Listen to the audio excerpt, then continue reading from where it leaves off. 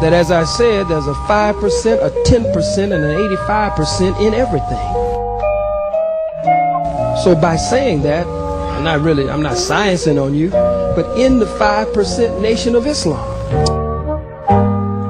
there's a 5%, a 10%, and an 85%. It may not be like the 10% and the 85% that's out in the world, but every organization, every nation,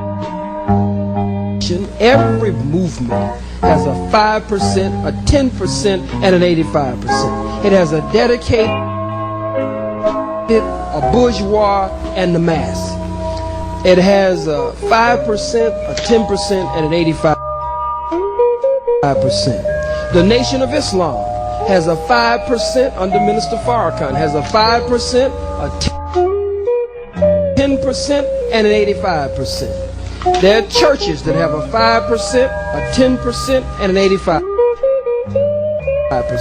There are cultural nationalists, Pan-Africanists, black nationalists, revolutionary nationalist organizations that have a 5%, a 10%, and an 85%. I'm making a case. I'm saying that when the 5% of the 5% Nation of Islam get with the 5% of the Nation of Islam, with the 5% of the cultural nationalists, revolutionary nationalists, Pan-Africanists,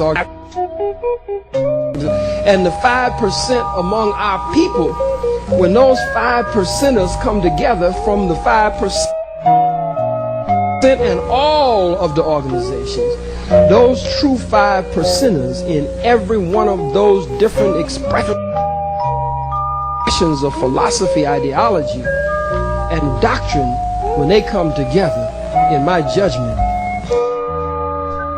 the white man has absolutely no chance whatsoever.